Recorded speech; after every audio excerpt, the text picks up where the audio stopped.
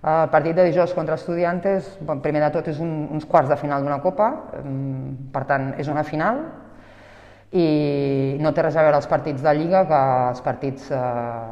de Copa, perquè si perds te'n vas a casa, per tant, les característiques són diferents, i Estudiantes és un equip que ens ha posat en molts problemes, ho vam veure aquí a casa, tot i que allà a casa seva vam fer un molt bon partit,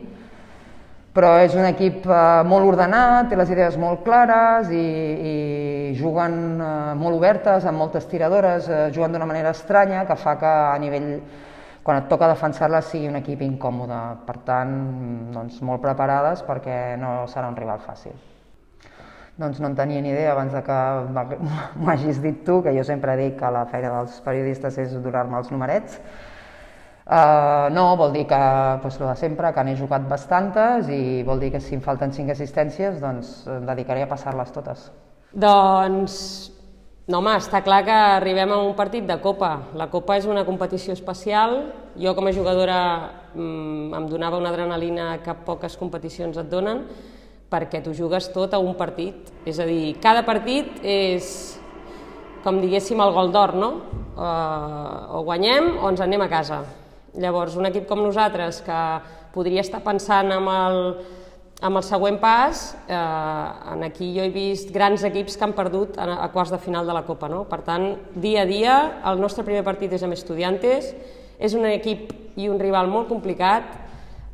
és molt versàtil, corren molt, tenen jugadores ofensivament de qualitat, i tenim l'antecedent de que l'últim partit que vam jugar a Madrid doncs vam fer-ho realment bé, sobretot la primera part, i les vam eixugar, vam estar en una defensa agressiva, vam estar controlant molt bé doncs, els factors que creiem que poden desestabilitzar-nos a nosaltres, i després en atac a fluir, que surti les nostres qualitats, que són moltes, i que la gent estigui còmoda a la pista, no? El partit anirà una miqueta enfocat en això, en controlar molt bé el triangle que formen interior i l'exterior alta, i ofegar una micona doncs, la qualitat ofensiva de les dues petites.